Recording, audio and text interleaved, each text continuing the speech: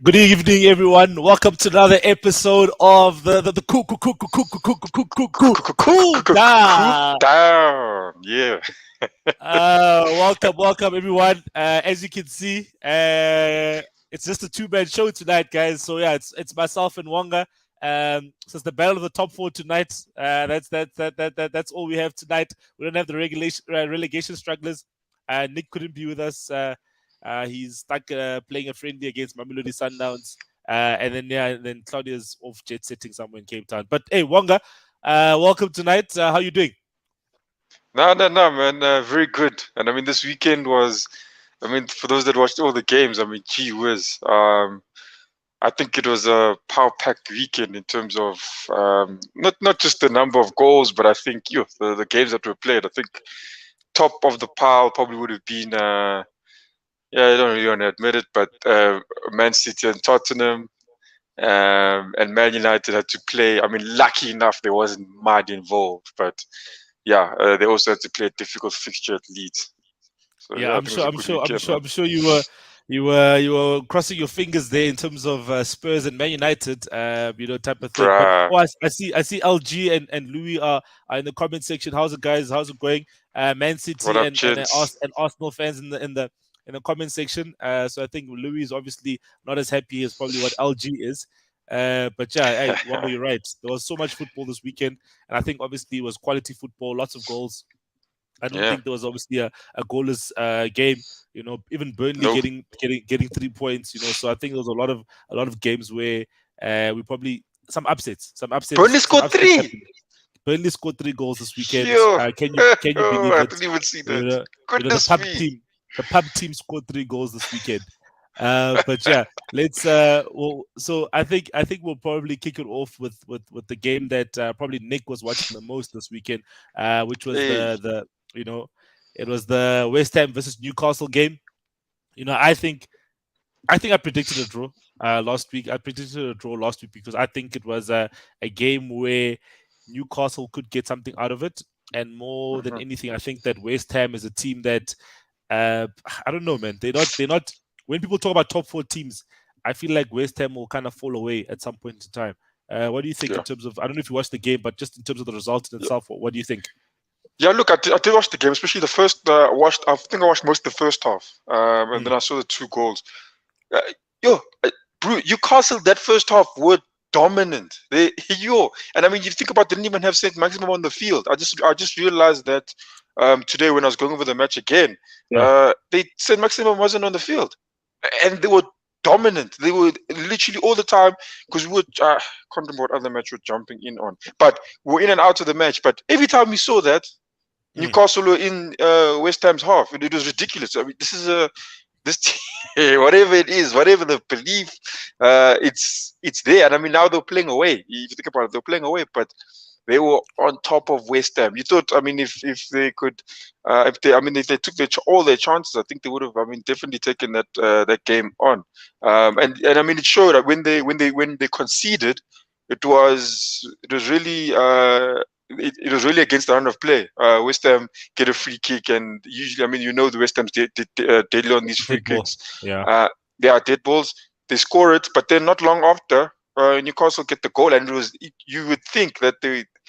I mean, it wasn't. It's no surprise that Newcastle get a goal after that, based on the way they started the match. I mean, I was very impressed with the way they've been playing.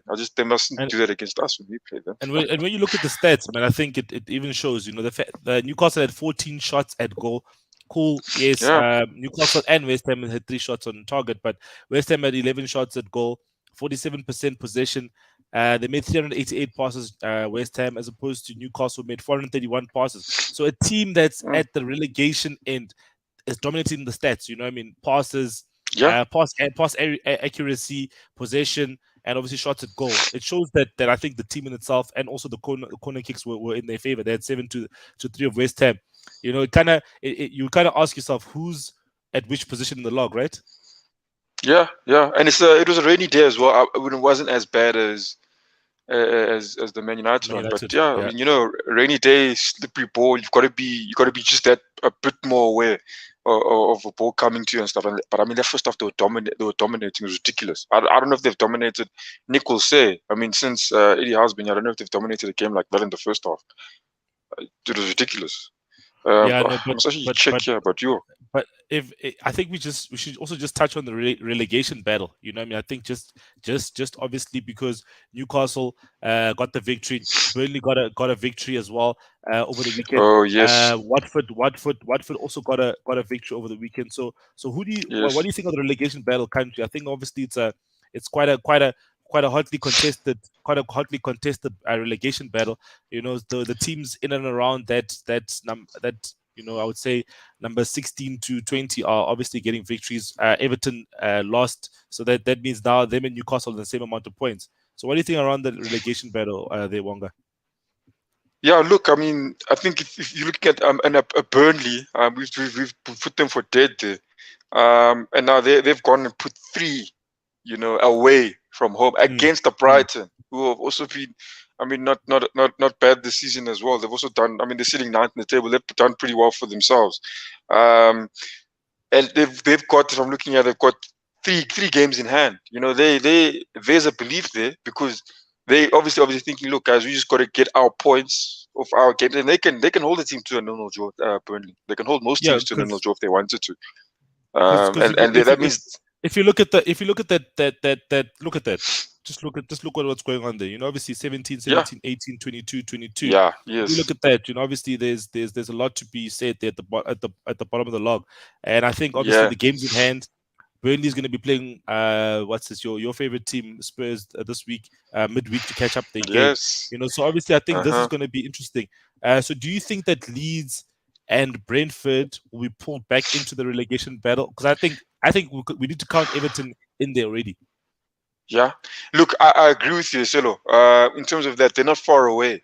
And like I was telling my cousin, like a Leeds, I mean, you as a Bielsa, if they're looking at the season, I mean, and then let's say the game, Man United, you know, look, the Man United, they did well, they won the game. There's nothing, they scored 4 goals, but you scored 2 goals against Man United, and you still end up losing the game. I mean, surely you're going to be asking yourself. You've got to be asking yourself questions. Every game has been conceding, scoring. I think he scored against all the guys in the top 4, if I'm not mistaken. They don't leave clean. They don't leave clean sheets either side. I mean, we've been saying it for the past year now. He needs to look at surely I don't want to now question. I mean, he's been there in top 5 for a while now, you know, and he's got the credentials. But surely you've got to be asking yourself. I mean, a team that can score against any team, you've got to be keeping it clean at the back. You can't go to Man United and concede 4 goals. I mean, I think Man United were there for the taking, especially on the day. But yeah, I think if they continue like that, it's not only against Man United, they're doing it against other teams as well. And I think that's why they find themselves in that position where if they drop another 2 games, they can actually be there in the relegations. Yeah, and it's possible because if you're conceding goals, you can find yourself there, believe it or not. And Everton as well. I know Frank Lampard was pretty much left in the dumps there, but yeah, I mean, they started. The first game was good, but now you're wondering, hey man, what's going on now? We need to start picking up points. They've conceded almost double the amount they've scored. They need to change their things, but they're in it. Those guys are in it. I think you're right. From Brentford down, they're in it. Yeah, they're in it. I think they're definitely in it, and you can see the guys are climbing. You're Burnley and them are climbing. So as you're touching on Brentford, I think we should you got your revenge. You got your revenge against the startup team. Hey, you know, obviously, it was a bit touch and go there at the end, obviously, because Brentford came back into the game and obviously I think obviously they also scored the goal. I think in the stoppage time. So, what do you think of your performance of the Gunners? Do you think obviously that they can continue this? Obviously, you know, this kind of form, because you know the last game they won against Wolves and then now this one. Yeah, look, I think it's very good, especially it's like you say, it's a comeback fixture. The last fixture we were nowhere in it. This one is a bit different. Again, our two youngsters in the team, young stars. Actually, we'll call them that because I mean they're doing very well. Lacazette as well. I know many people are like the opportunity missed open goals. Yeah, we won the game. I don't know why people are going crazy about it. It happens. The best miss. I mean, I've seen Ronaldo miss open goals before. The best missed opportunities. You need to just forget about it, carry on. What I think was very important with our team again is that we're getting the results. Smith Rowe, yes, that goal was good. He grinds in. Obviously, get as possible like Lacazette, but he does most of the work. Cuts in as soon as his opportunity, puts the bottom right, and even Saka's finish as well. Buried that ball.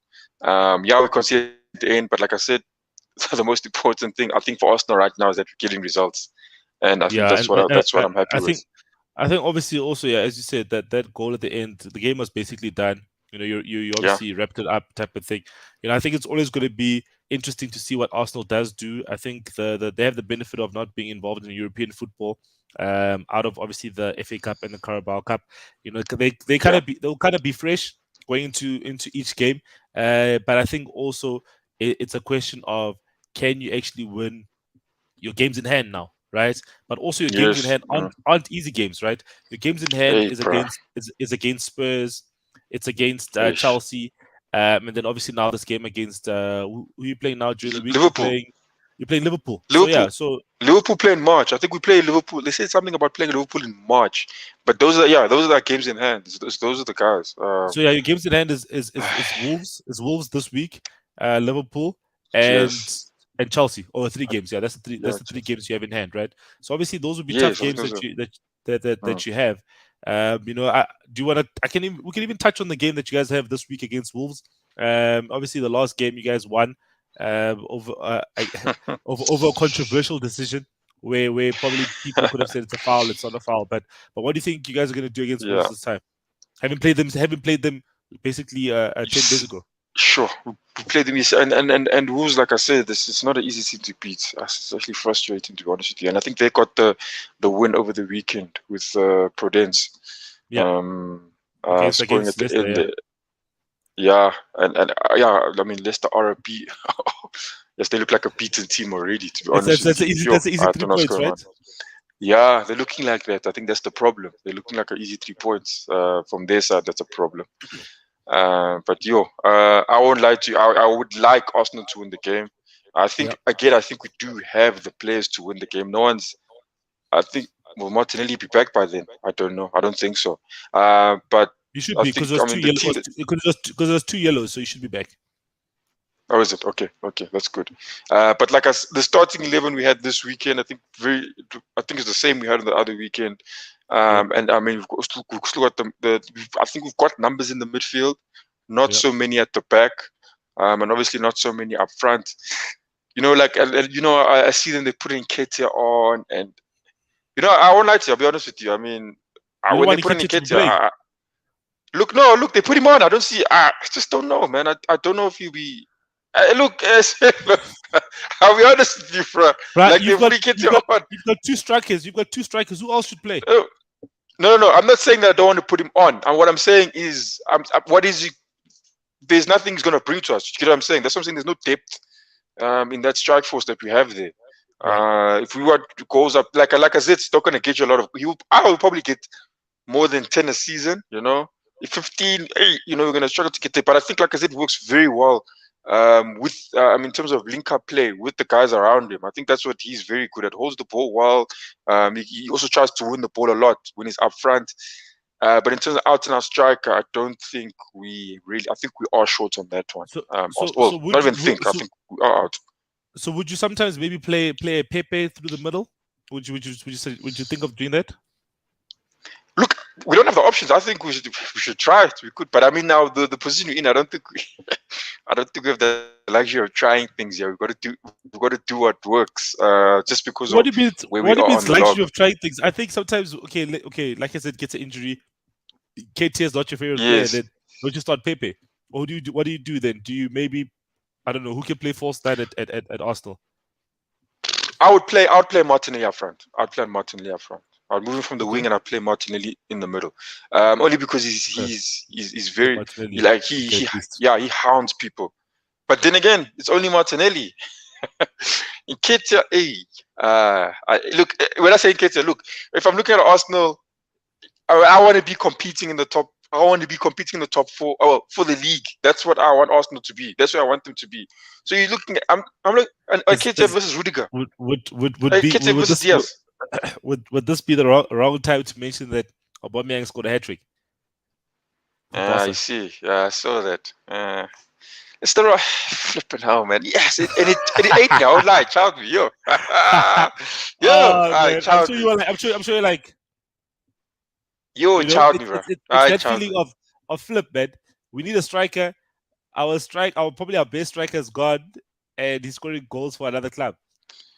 But look, I think even in that said, I think child me, but I kind of do sort of understand and respect Mikel Arteta's decision.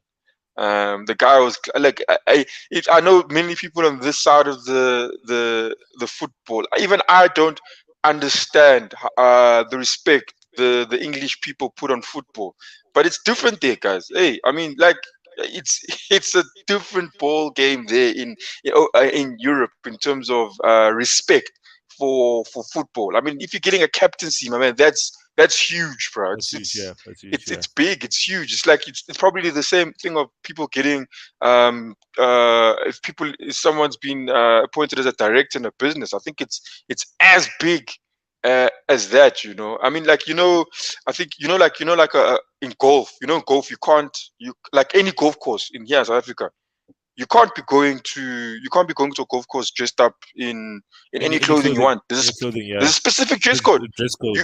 Yeah. You must come with your own. As expensive as it is, you must come with your own golf clubs. There's no sharing of golf clubs. You come with your own golf clubs, specific dress code.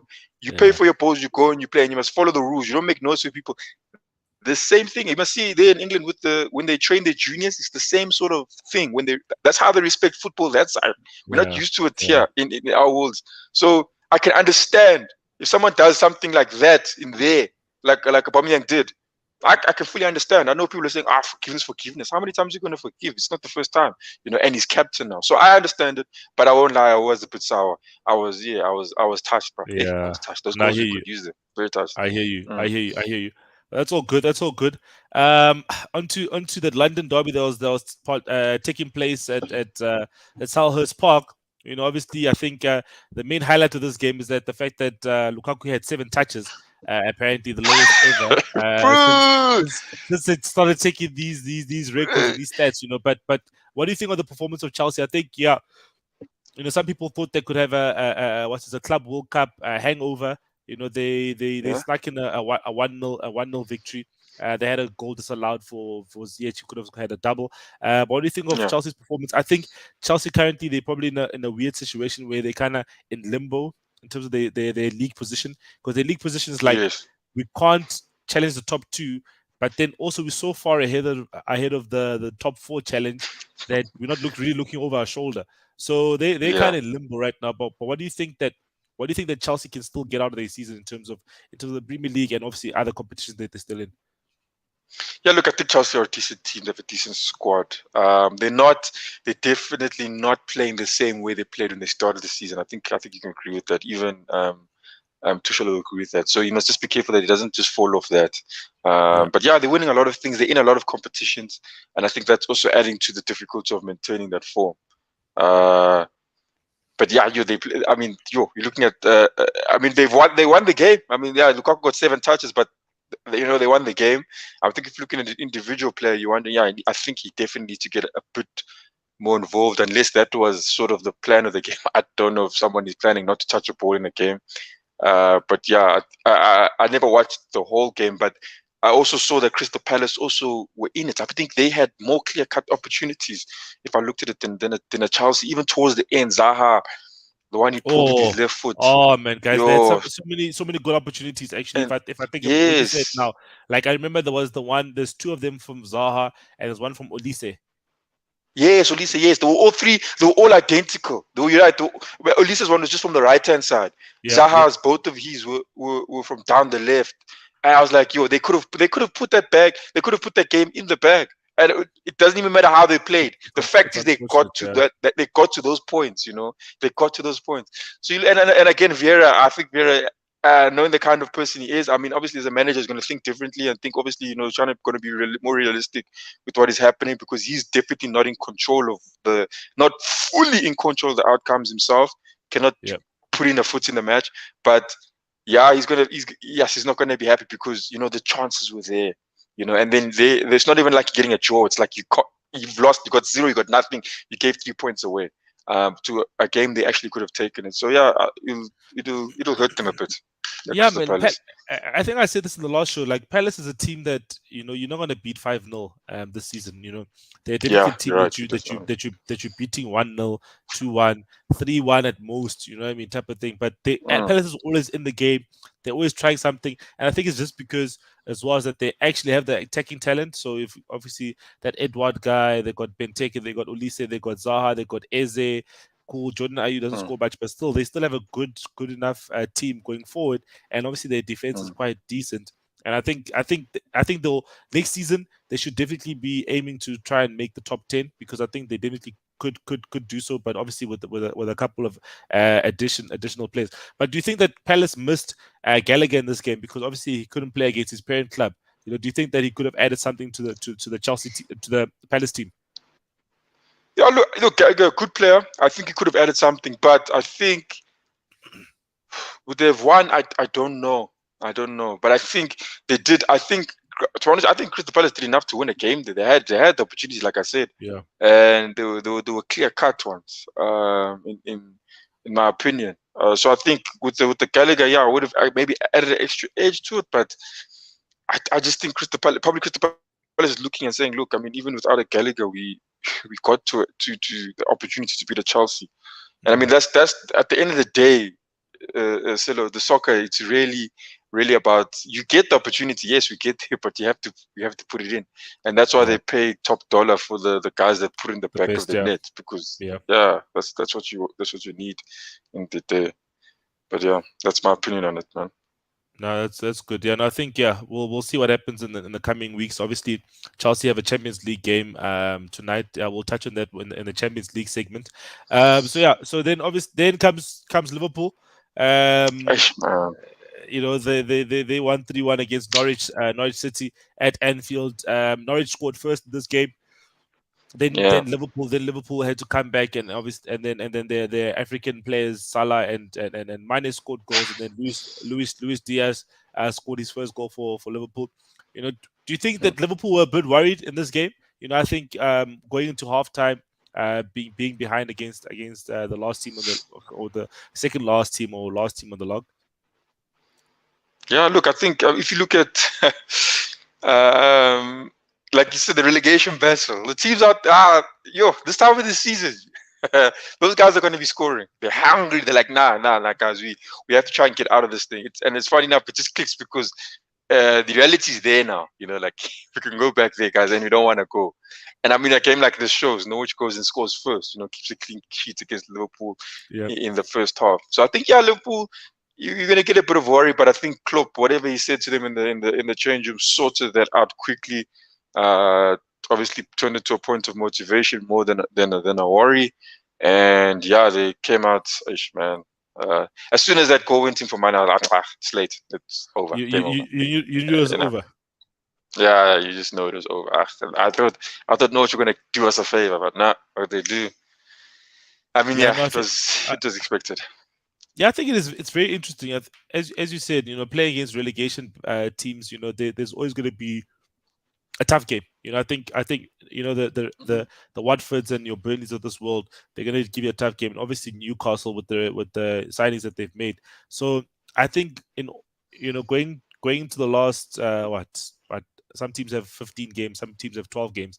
Going into the last 12 to 15 games of the season, each team you play against, there's no easy result. Each team is fighting for survival. Some teams are fighting for top 6. Obviously the European places, the Champions League and the Europa League. Some others are fighting for obviously the title, because now we actually have a title race. I think obviously, yes, one of the games that we're going to go into now is after this, is that we're going to chat about the Man City game. So let's just touch on the title race. As a whole, obviously now, it's quite tight at the top. Liverpool Liverpool have a game in hand, Yeah. which they play Leeds United, and if they win their game in hand against Leeds United, they will be on 60 points, which is 3 points behind Man City. Did you see this happening? I think Wanga, you said something along the lines of it's Man City's league title to lose. So did you see this coming? Yeah. In terms of if Liverpool beat Leeds United, as we say, there's no therefore in this league there's no guaranteed 3 points. But obviously they're on a great run of form, 5 consecutive victories. What do you think is going to happen in this title race? I think it's going to go down to the wire, because I think they said that they have a game in hand, and then they still play Man City in the Correct. following matches. So that match is going to be probably if you're a betting person, guys, I think just bet on yellow cards in that match. But I think look, Leeds. I've said it. Leeds are leaking goals here. They're just saying, guys, come collect. But you must give us a few too. But we'll give you more. That's how Leeds look like they're doing things at the moment. And they probably will go into a Liverpool team against the Liverpool team. They'll be hyped. They'll score goals. They will score goals probably against Liverpool. But they're not gonna leave a clean sheet. And Liverpool probably can put it'll be a 4-2, just like they had with Man United. So I think it will go down to the wire. Title race will see down to the wire. Yeah. Man City. That's the only thing that'll happen now is what, and the goal difference is not different if I'm looking here. I think Man City do have a higher goal difference, but probably only by 5. It's 46 versus 44. Yeah, you see, it's gonna be hectic. So that last game's gonna be it's gonna go down to that game. I think it'll go down to that game against Man City versus Liverpool. But obviously let me try to see when this fixture is happening. I think it's going to come about in the month of March. Hopefully, it would be great. It would be great if the game is in the month of March. But yeah, as you said, I agree with you. It's going to be a tough league battle. Oh, yeah, it's on the 9th of April. So I just got that. It's on the 9th of April. So it's okay. It's 2 months away. So obviously there's still a lot of games to play between now and then. So a lot will still happen. So let's see what happens in the time between now and the 9th of April, and then we can see who are the guys who want it the most. And you can see, I think a Newcastle still has to play Liverpool. I think a Newcastle still has to play Man City. I think those 2 guys, Liverpool, Man City, still have to play a couple of these guys in the. They have to both play Man United. Why are you not saying that, bro? They have to play Man United. Yeah, that's like they both have to play Man United. But I'm just saying, like the relegation zone, they still have to play people there. Sure. Yeah, they have to play Man United. They have to play, I think, Chelsea as well. To be honest with you, they have to play Chelsea. I think Liverpool still have a Tottenham. It's you're right. It's gonna be tight going to that 9th of April. But even, I mean, if I looked at the game on. You see, it's just the Premier League. If you look at the game on Sunday with Man United and Man City, Man City and Tottenham. Goodness me! Do you want to jump straight into that game? Do you want to jump straight into that game? I think let's jump straight there, bro. That game was lucky Matt is not here to hear this, but that game was fire. I think for the neutral. It was a really neutral, that game. I don't know. I think I was happy with the draw. There was enough entertainment for me with the draw anyway. So I think that's where it should have stopped. But then that is a Kolosevsky. Yeah, I forgot to remember this guy's name now, man. The guy who's coming from Juventus now. Kolosevsky. Yeah, Kolosevsky. That's the one. Yeah, he also had a good game. It's the first time I really watched him play. And I think very composed on the ball. Very composed on the ball, very decisive. As soon as he got that ball, he looks up once, puts it into Harry Kane. And I think even, Harry Kane, when I looked at the way he finished the ball, I think he knew it was a goal before he even gets there. He's got Walker. He's probably done Walker's number many times in a training session in the air. And as soon as that ball comes in, all he has to do is cut in front of Walker. If he cuts in front of Walker, he's got a chance. If he cuts in front of Walker and the ball goes there, it's a goal. And he cuts in front of Walker, the ball comes in, and you can see it's destined for Kane, and it was game over. But the penalty, it was the penalty call. They conceded the penalty, and then shortly after they go score. Yeah, it was just I think that was Premier League football, bro. That's what Premier League football is all about. That is why we love this league so much. Yeah, no, that was too much, and you see it many times. Yeah, no, that was too good to watch. I can't even lie to you. High quality football, and I think we obviously were spoiled in terms of that game. You know, the fact that Spurs still won the game in stoppage time. That was amazing. That was amazing to see. The fact that they didn't give up, the celebrations from Conte as well at the end there. Conte was, he was in it. He was in it. I was wondering if his hair was gonna come off. You know, the fake hair was gonna come off. You know what I mean? You know, because we were so happy. Yeah. I think it was an enthralling game, and it's good for the league in terms of the title race.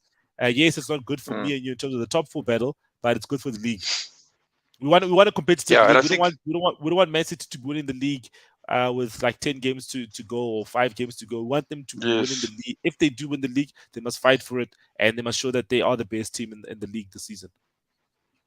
And I think even like Silo, just in terms of like even the title race, I think even in terms of like I think like the Premier League will show like Newcastle now they've got a new yes, Man City, you know, they got a huge injection of money into the squad, and it changed their fortunes completely. You know, now they're competing. I agree. That's literally probably the main reason they're actually fighting there for. But it's not that injection is not a guarantee for success. I think it does. Yeah, I think it does change your fortunes. Yes, it does allow you now to compete in the top. But I think even the people tell you. It's not it doesn't mean that you're guaranteed to win. I think there's a lot of combination of things you need to get right, but yeah, definitely it does help there. And you can see Man City are not even winning this league clean. I mean, you're getting a team, Tottenham, not having the same fortunes as them, but I mean, they really put them to the sword twice this season now. Twice. It's a league double for Spurs over Man City, and I think it shows the you know, a team that, as you said, even that doesn't have the resources that a Man City has, but can actually compete and actually beat the best team in the league so far this season twice, home and away. You know, 1-0 at home, 3-2 away at the Etihad. You know, scoring 3 goals against Man City it's quite an achievement, because Man City's only conceded 17 goals this season. You know, for them to score 3 of them, you know, that's amazing. That's amazing. Yeah. Shows. So what do you think of Spurs in terms of their top 4 credentials? You're asking the wrong guy, bro. I don't want them to make top 4. It's that simple. It'll always be like that with me. I can't even lie to you. I just don't want them to make top 4. Then I hope they just don't make it. You know, admitting that they can make it for me, flip, man. I just hope they get. I'll be honest, I just hope they get back on their run of form, the bad one, where they're conceding. I just hope Man City was. Yeah, I just hope Man City was a high. They lost a lot of games in a row. Yeah, bro, I can't even lie to you. I don't need them to be winning. Like when I look at top 4, I look at Arsenal. I'm like, yeah, good. I look at West Ham. Look at Man United. Wolves obviously there, but now Tottenham. Yeah, I mean, realistically speaking, I mean, they've got the same amount of games as us. They've got games in us. I think we still have to play them. But to be honest, I'm looking at this. You have no comment. You have no comment. Yeah, let's just. I just hope they don't make it. That's the honest truth. Okay. That's the honest truth. And then the last game of the weekend, it was my team. Man, I think 6-goal thriller. Yeah, I didn't watch the whole game. You know, I think I watched the game in parts. I watched mostly of the second half. The first half, I had to run some errands that I couldn't run away from. You know, I think Man United starting the game, scoring 2 goals by halftime. I felt very confident in seeing that score line, because in other games we score a goal, right? But then we don't get that second goal to kind of put us at ease. But then our issues of the other games came back to bite us.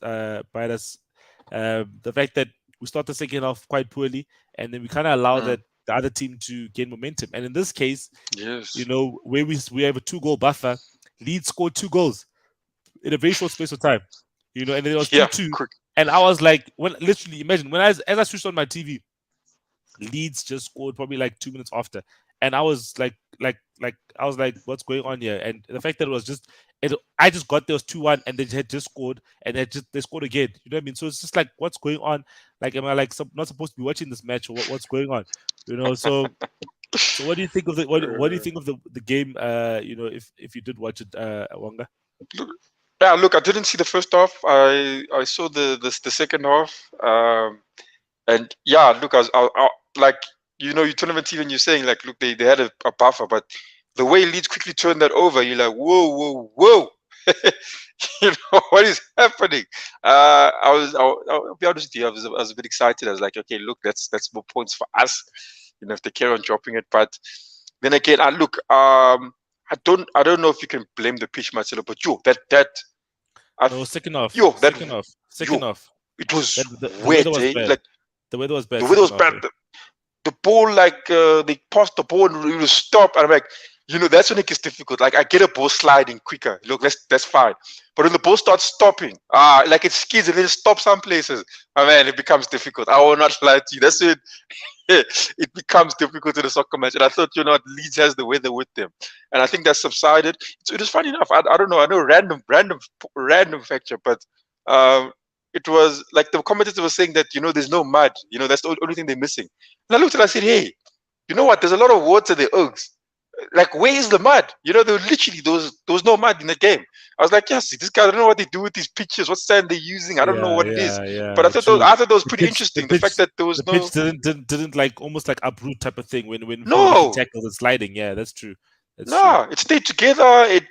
There was literally no mud. I couldn't believe it. That was shocking to me. It's definitely it's definitely this these new technologies people are using. I mean, that's done purposefully. I think I haven't looked into it, but obviously it's done purposefully. But I thought that was quite interesting that there was no mud in that game. But yeah, definitely very difficult. That's what I said. Even Man United to come back in that situation, I think, was very challenging. And they did. I think, I mean, I don't know what you think about it, Silla, but they said Roy Keane praised Fred, and he said, I mean, Fred definitely has improved in performances. I don't know what you're thinking about that. He says getting assists, getting goals. Yeah, especially ones that count. I think with Fred, you know, he's a very interesting player, man. I think, you know, Fred used in the right system does quite well. You know, you look at him when he plays for Brazil. He plays with a Casemiro or a Fabinho in midfield, and then usually they have another creative player like a Lucas Paqueta or whoever, and I think he does well in systems like that where he's kind of has to break up play, press, you know, then release the ball maybe to a player who can pass the ball better, you know. But he's got a definite role, and I think under Ranić, he's got a role where he's not being used as a number 6, he's used as a number 8, where he is breaking up play, and I think he's got qualities to actually add on in terms of provide assists, provide goals. I think that's something that we didn't see of him under Ole much, but I think he does have a role to play. Definitely has his on and off games. You know, sometimes he'll anger you by his first touch. Some of his first touches are very poor for a professional footballer. But yeah, you know, I think he has a lot of value to add. Yes, I think I often get frustrated when he starts the game with McTominay because they're both frustrating players, and when they're both frustrating on any day, then it's even worse because then one person has a bad first touch, then McTominay is not calling for the ball, so then our midfield is nowhere to be seen. You know, they get dominated often in the midfield because they're also not. They're not playmakers. They're not ball playing footballers. You know, I think they have other good qualities that they add to the team. So it's kind of like one of them needs to be playing with other two midfielders for them to play well and not to be playing together. Because when they're playing together, yes, Fred came on and McTominay was still in the field, but maybe also the game was quite stretched as well, which allowed maybe Fred to obviously support in attacking areas and then get the goal. The crucial goal, the third goal that we needed, but yeah, it's man, it's it was good of Roy Keane to actually praise him. You know, Roy Keane has been one of his biggest critics in the past, but I think sometimes you have to say, okay, a guy played well today, well done. You know, even though you can't say Ramsdale played well, but Roy Keane can. No, I agree with that point, Silo. I agree with I agree with that point a lot. I think you need to, but I think it's not a. And I think people must understand it. I think like when you get people, it's the same thing that Ronaldo was saying. Now that you bring that point up, in terms of, I think that's what Ronaldo was saying, is that when he tries to talk to these young ones, and they're not saying, they take it like, I think they probably take it personally. But I think when a person like Roy Keane and them, they tell you something as it is, because I mean that's the only way you're gonna know how you're doing, And then they want you. It's not that they want you to stay like that. They're not damning you to say, look, you're gonna be like this forever. But they're telling you so that you can correct what you're doing wrong. And I think when even like when Ronaldo came into a team like Man United, everyone knows he got a lot of stick for a lot of the things that the way he used to play.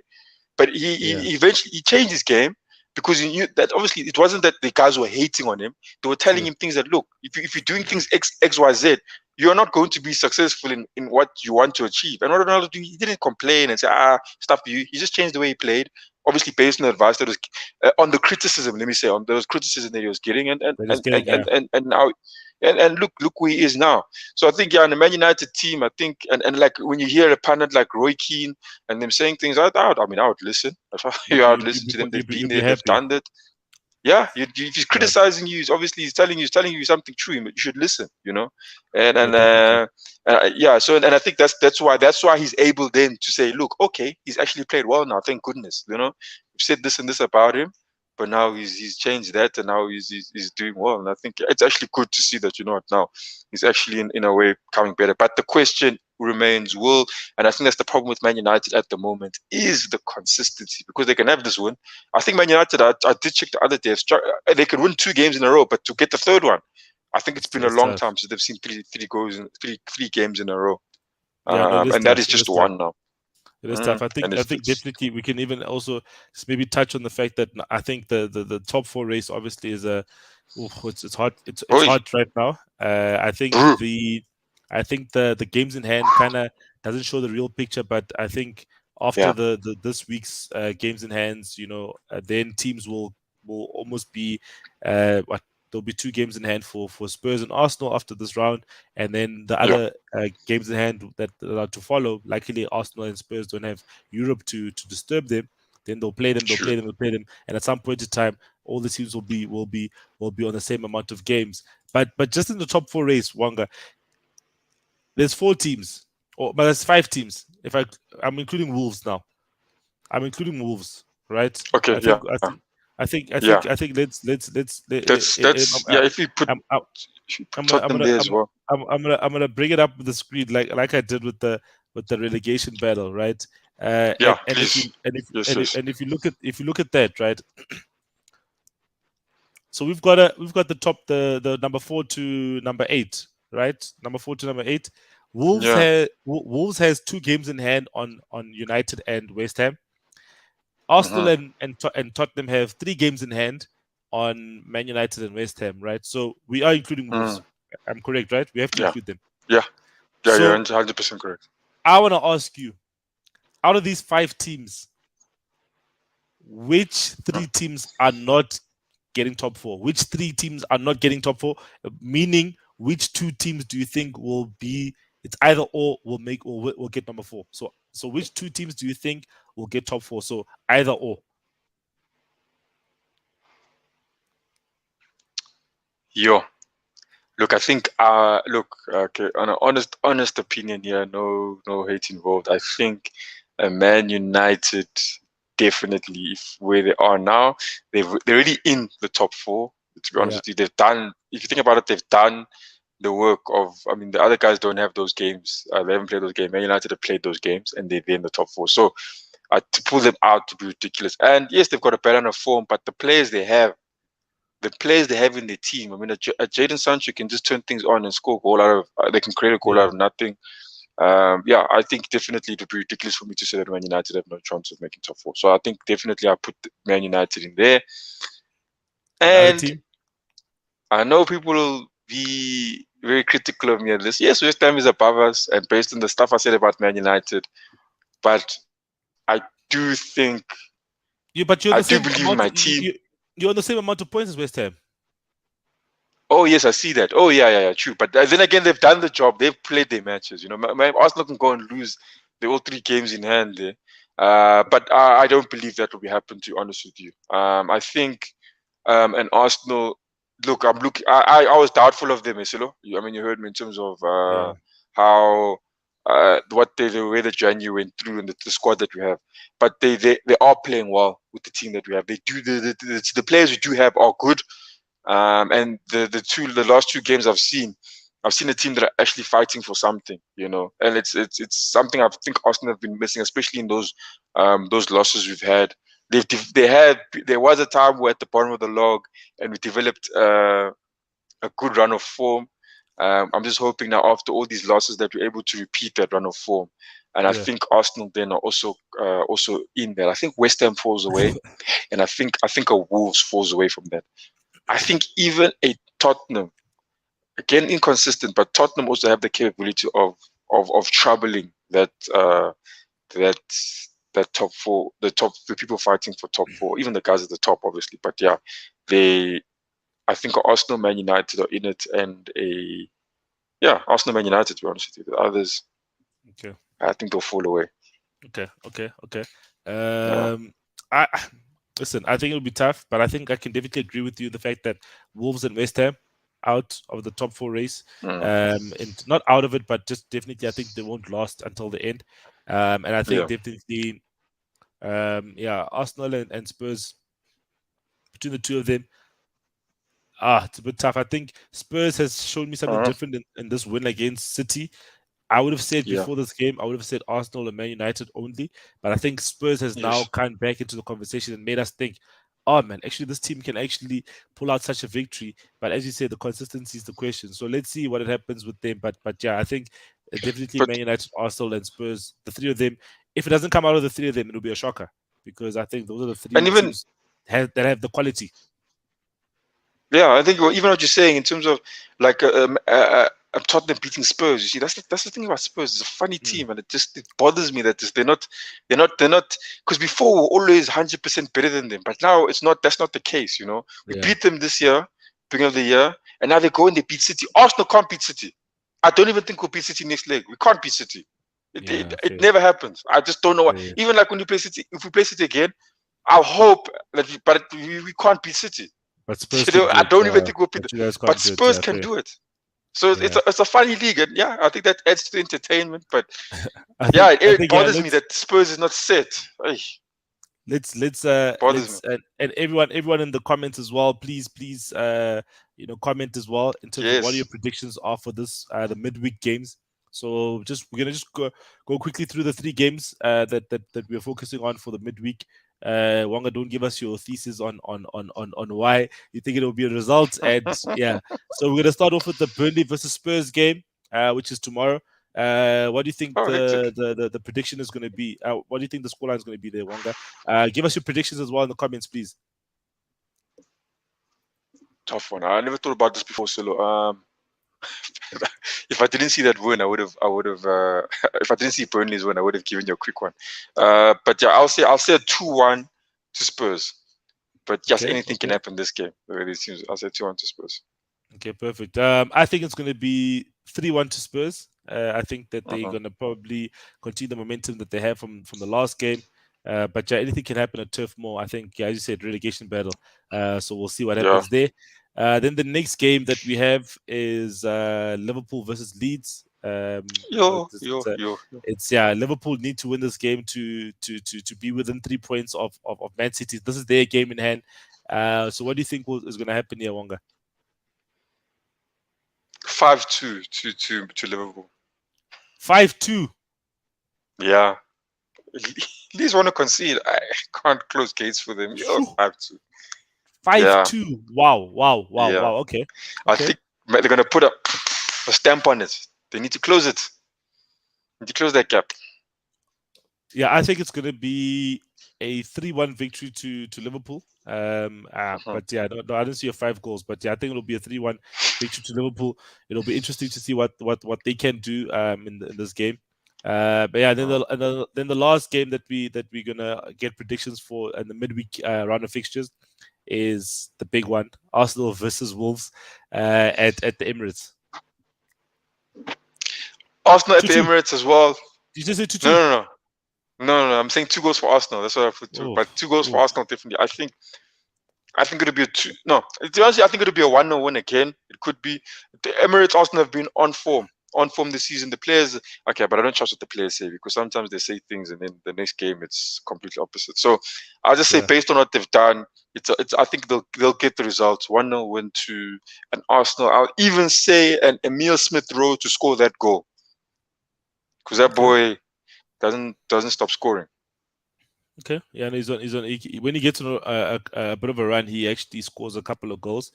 So I can definitely see that happening. I think it's going to be a draw. I think it's going to be a 1-1 draw in this game. I can see definitely Wolves making it tough for Arsenal.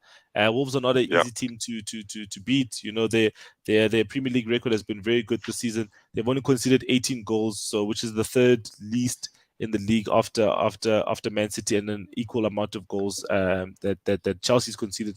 So I think very tough team to break down, but also doesn't score as many goals. So I think it will be a 1-1 draw in this game. Wonga doesn't like that, but yeah, that's my thoughts. I'm not doing any, but yeah, that's our Premier League roundup for the cool down this week, and then yeah, let's obviously. Champions League, we had Champions League games, 4 Champions League games last week, where where I think, trying to think if we had any upset. No, PSG winning 1-0 against Madrid. Real Madrid is not really an upset because PSG at home.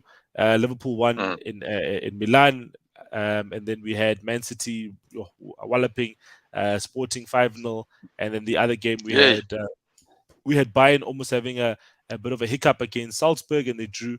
And Kingsley Coman salvaged the point for them. So this week's round of fixtures, we have 2 Premier League clubs playing. We have Chelsea versus Lille, which is tonight, and then we've got Villarreal versus Juventus tonight. And then tomorrow's games is Man United versus Atletico Madrid, and then Ajax versus Benfica. So what do you think of the Champions League in terms of this round Wonga, with Chelsea playing Lille and Man United playing Atletico? Yeah, look, I think Chelsea will look. It will be a difficult. Atletico, I think both. I mean, look, the Spanish team and the French. I haven't looked much at Lille's form, but I think let's say Man United. I think Man United do have a strong chance of winning that game. I know people are saying Atletico Giants and what, but they've had a poor season this year. If we look at their history, they're 6th on the table, I think, in La Liga. Yeah. Are they below Barcelona? Yeah, they are. Lille is number 11 in France. They are the defending champions, but they are number 11 this currently. Yeah, and I think they're not. In terms of form, they're 11. The form is not. There's not really much of pickup form there. And I think they're going to find it difficult to score against the Chelsea. When Chelsea lock up shop, they're going to find it very difficult to score against them. You had a team like Ajax reach the semi-final, but I think and you'd say look at the league, but I mean they dominated the league, thoroughly dominated the league. So it's not going to be much of a surprise. They come out here and they also put on good performances, because they actually have a good. You can see they've been doing it week in, week out to develop consistency. But a team like the Atletico Madrid as well, I think they're going to be guys that are going to come out short end of the stick. Man United. They're fifth, not 6th, but they're 5th. But they're the same amount of points as Barcelona. But Barcelona has a game in hand on them. They're on 42 points. Barca has a game in hand. So obviously they're also running that whole top four battle between themselves, Villarreal and Barca, to try and get that top 4 position. Yeah, I see. But now if Villarreal has had a poor season, bro. Villarreal season has been. I mean, like, not in. Okay, in terms of for them, I think that's decent. The league is decent for them. But I mean, if you're looking at the form, and you're saying Barcelona and Atletico sitting with them, my man. They are. It's going to be tough for them to. It's been a tough season for some of them, and I think only some of them are picking up points now. And I think Atletico. Yeah, if I think of the game tomorrow for Manchester United, I think it's at the Wanda Metropolitano.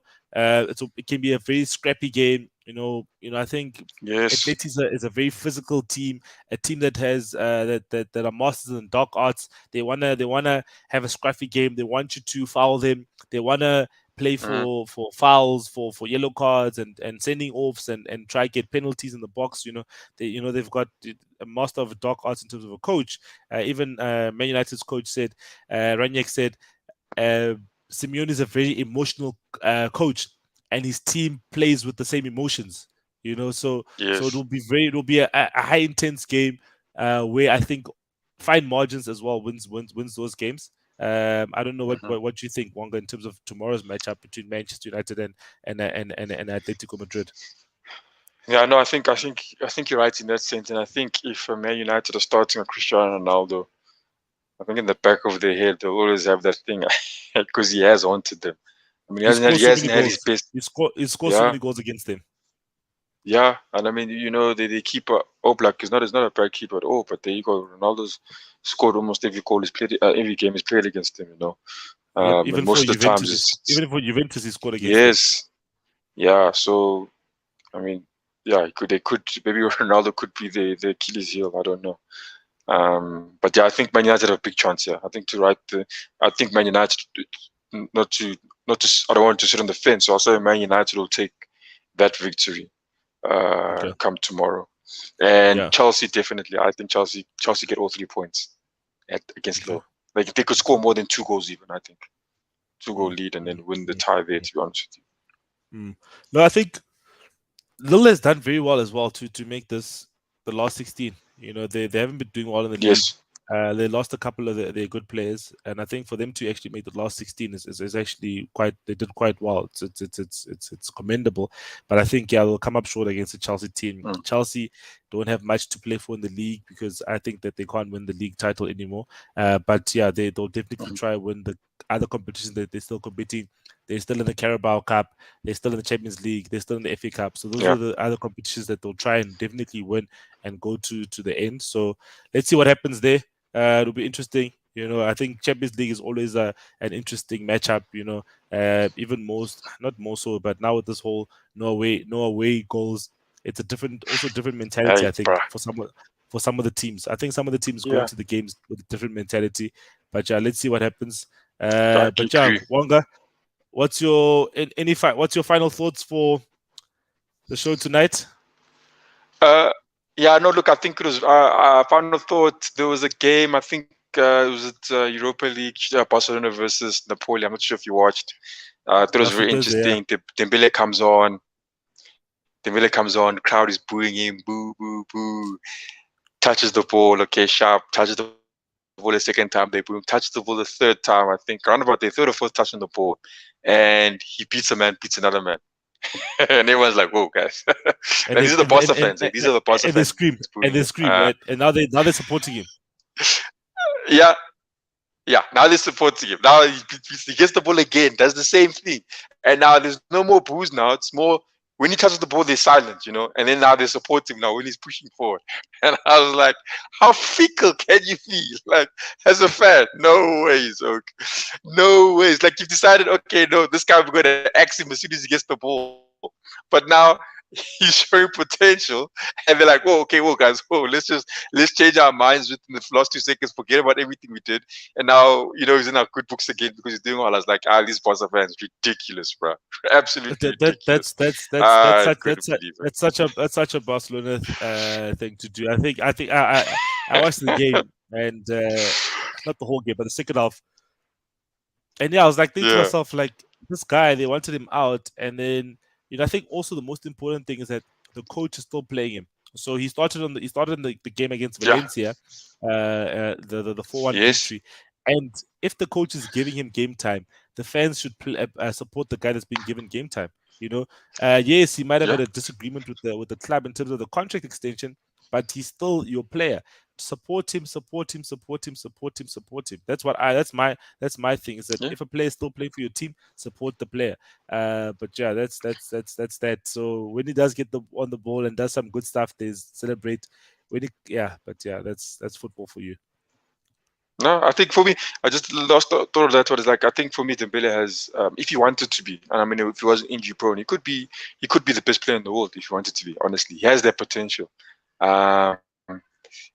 Very, very lethal, I think. Definitely. As a player. I mean, he showed it in that game. He's beating at will. Yeah, no, and Yeah, it's too easy for him. And also, I think for his skill set, the fact that he's one of the few players that actually can kick with both feet easily. Obviously he fakes to yeah. shoot on left Hmm. and shoot to the right, fakes to shoot on the right and shoot to the left, and it's the power on Mm. both feet is the same. He takes corners with both feet. Not many players can Yes. do that. Obviously, I Yeah. think only player I can think of is like a Santi Cazorla who used to do that. So he's a very good player. Mm. So yeah, let's see what he does, and let's see where he heads after the season ends. Because obviously he'll be a free agent. But yeah, it'll be quite interesting. But yeah, thanks Yeah. for everyone who's tuned in Yeah. tonight. Yeah, we didn't have that many comments today, guys. It was quite a slow day in the comments. I don't know why, guys. Didn't you guys feel Wanga Nai's energy? You know what I mean? But it's all good. It's all good. We'll be back on Yeah. Yeah. Thursday again, guys, with pre-match Muti. And yeah, thanks a lot for tuning in. If you don't know what to be. Yes. Be cool. Okay. I was about to say Wanga's gonna leave me hanging there. Wow. But thanks a lot, guys. Cheers. Hey, it just froze.